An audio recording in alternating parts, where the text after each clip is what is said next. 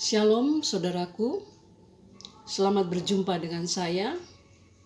Pada kesempatan ini saya mengajak saudara untuk merenungkan bagian firman Tuhan yang terambil dari kitab Ibrani pasal 12 ayat 15.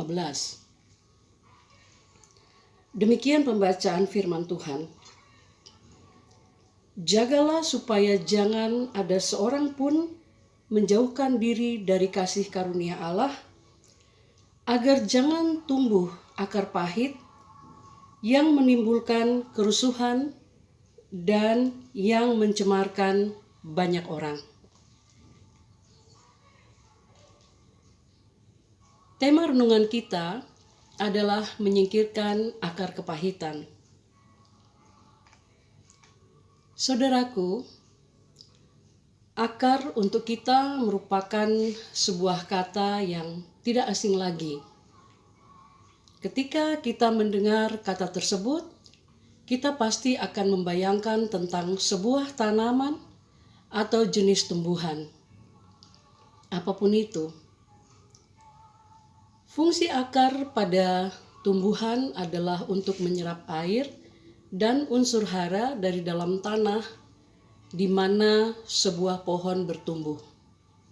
Kita sebut saja pohon untuk jenis tumbuhan di sini ya pada saat ini. Nah, akar menyerap air dan nutrisi untuk kelangsungan hidup pohon tersebut. Sebuah pohon akan tumbuh dengan subur, berbuah lebat, menghasilkan buah yang manis jika pohon itu dirawat dengan baik. Dan tentu akarnya menyerap nutrisi yang baik juga dari dalam tanah. Saudaraku yang kekasih, jika yang menjadi sumber hidup sebuah pohon adalah akar, maka bagi manusia, hati adalah pusat kehidupan. Jika yang masuk dalam hati adalah sesuatu yang baik, maka buahnya adalah kebaikan. Seperti dikatakan dalam kitab Galatia pasal 5 ayat 22 sampai 23 tentang buah roh, yaitu kasih, sukacita, damai sejahtera, kesabaran, kemurahan, kebaikan, kesetiaan, kelemah lembutan, dan penguasaan diri. Supaya hidup kita dapat menghasilkan buah roh, maka jangan tumbuh akar yang pahit dalam hati. Jangan ada akar pahit di hati. Dalam bahasa Yunani, akar pahit adalah pikria. Dalam bahasa Yunani, akar pahit adalah pikria dari asal kata pik, yang berarti runcing atau tajam, atau sesuatu yang digunakan untuk memotong karena tajam. Sedangkan menurut Kamus Alkitab, akar pahit adalah menjadi pahit, bertingkah laku keras, sakit hati, iri hati, dan dengki. Jadi firman Tuhan dalam Ibrani pasal 12 ayat 15. Jagalah supaya jangan ada seorang pun menjauhkan diri dari kasih karunia Allah, agar jangan tumbuh akar yang pahit yang menimbulkan kerusuhan dan yang mencemarkan banyak orang. Agar jangan tumbuh atau timbul tingkah laku yang keras, dengki, bahkan sakit hati. Dengki berhubungan dengan amarah. Dan amarah timbul karena sakit hati. Dan ekspresi kemarahan bisa timbul dalam kekerasan atau tingkah laku yang keras atau kasar. Bagaimana cara menyingkirkan akar pahit? Dan bagaimana caranya supaya akar pahit tidak tumbuh atau timbul di hati kita? Kita lihat kebenaran firman Tuhan masih dalam kitab Ibrani pasal 12 ayat 15.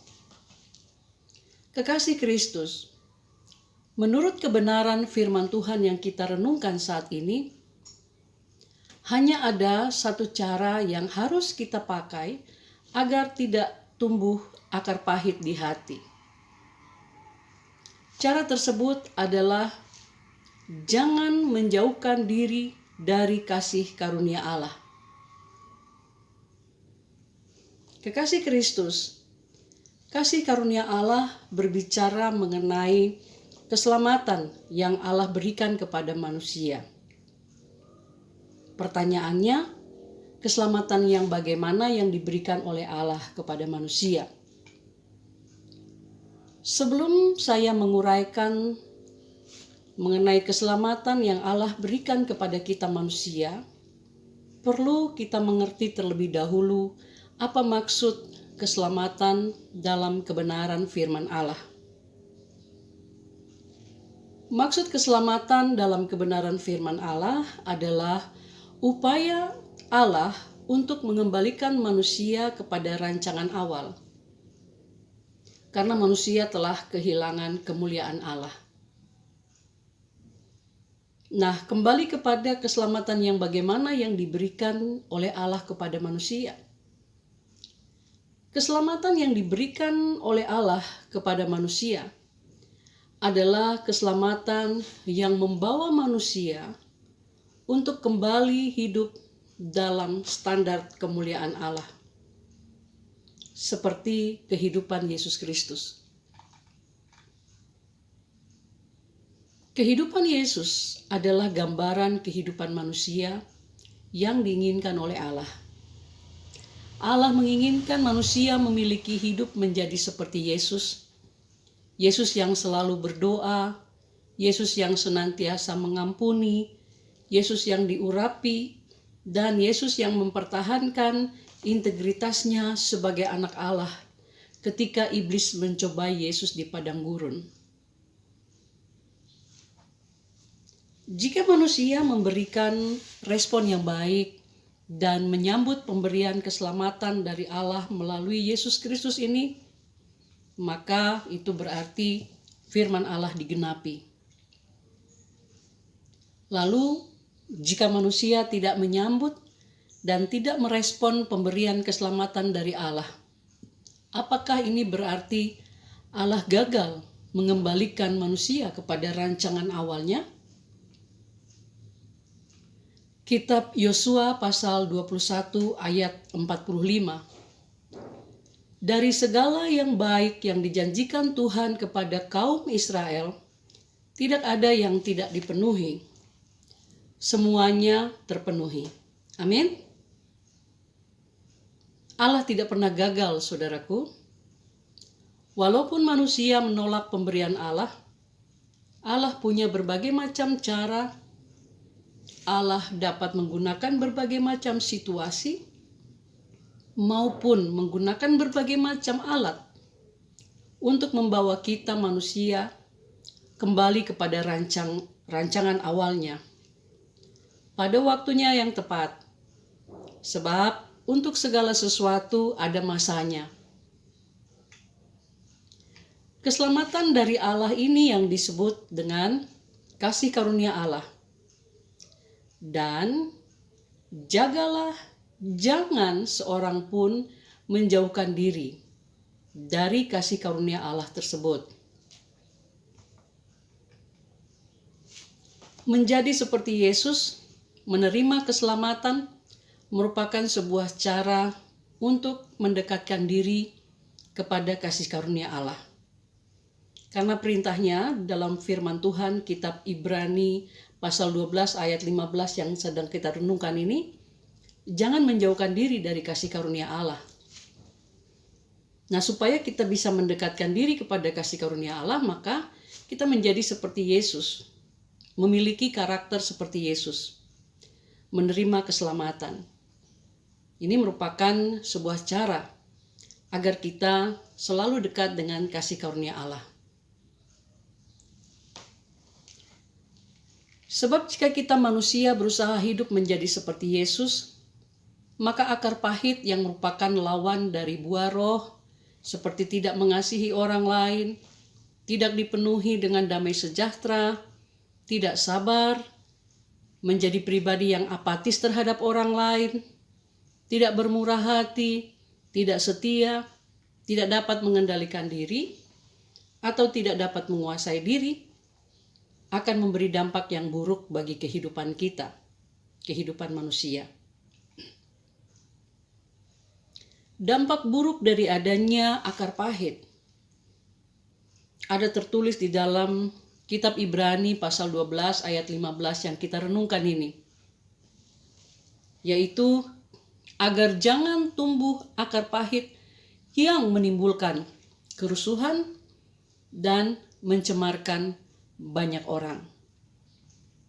Dampak adanya akar pahit adalah yang pertama kerusuhan atau kekacauan. Bisa juga sakit hati yang berkepanjangan. Firman Tuhan dalam kitab Ibrani pasal 12 ayat 14 menjadi pedoman bagi kita agar kita tidak masuk dalam situasi yang rusuh, yaitu berusahalah hidup damai dengan semua orang. Kita saling menolong, kita saling mendoakan. Dampak akar pahit yang kedua, mencemarkan banyak orang. Amarah atau sakit hati yang tidak dapat dikendalikan dapat berdampak pada sakit penyakit, berdampak pada situasi juga yang mengganggu kehidupan orang lain di sekitar kita. Sebab akar kepahitan itu adalah racun. Akar kepahitan adalah racun yang membunuh sukacita dan damai sejahtera. Akar pahit adalah racun yang membunuh kesabaran. Akar pahit adalah racun yang membunuh kesetiaan dan kelemah lembutan dan penguasaan diri atau pengendalian diri. Saudara bayangkan saja, ketika kita berada dengan orang yang kerjanya hanya mengomel saja atau bersungut-sungut saja, lama-kelamaan kita bisa jadi ikut jengkel juga ya. Orang ini kok kerjanya hanya ngomel saja, bersungut-sungut saja. Dan itu dapat menyebabkan situasi menjadi runyam. Manakala ada orang lain yang tadinya diam, terus berubah menjadi marah-marah, karena pengaruh orang yang sungut-sungut, orang yang marah-marah. Dan orang yang suka marah-marah, yang bersungut-sungut, secara tidak langsung dia telah menjadi penyebar kemarahan atau kebencian. Ini adalah salah satu contoh dari mencemarkan banyak orang atau mempengaruhi orang lain untuk tidak hidup dalam keselamatan Allah. Seharusnya kan hidup kita itu menjadi berkat bagi orang lain. Nah, saudaraku, kuncinya agar dampak dari akar pahit itu tidak kemana-mana, maka kita harus menjaga hidup kudus, kudus pikiran, kudus hati, dan kudus dalam perbuatan, supaya akar pahit itu dimatikan atau tidak ada lagi celah agar akar pahit itu ngintip atau masuk dan tinggal dalam hati kita. Kitab Ibrani pasal 12 ayat 14 berkata, "Kejarlah kekudusan, sebab tanpa kekudusan tak seorang pun akan melihat Tuhan." Kita rindu semua orang di sekitar kita, saudara-saudara kita, sahabat-sahabat kita, kita rindu mereka bertemu dengan Tuhan secara pribadi. Maka hidup kita harusnya bisa mempengaruhi orang lain untuk memiliki karakter seperti Kristus atau untuk menjadi seperti Kristus. Saudara-saudaraku yang dikasihi oleh Tuhan, jika kita menjaga kekudusan hidup kita, maka kita bisa berdamai dengan Tuhan, kita bisa berdamai dengan diri kita sendiri, dan berdamai dengan orang lain. Dan tidak ada lagi celah bagi akar kepahitan, karena kita senantiasa hidup mendekatkan diri kepada kasih karunia Allah, menjadi seperti Kristus, menerima karunia keselamatan. Amin. Kiranya ulasan firman Tuhan ini dapat menjadi berkat bagi kita semua. Dan jika kita diberkati, berkatilah juga orang lain dengan membagikan firman Tuhan yang sama, sehingga tidak ada lagi akar pahit dalam kehidupan anak-anak Allah. Damai sejahtera Allah menaungi kehidupan kita semua.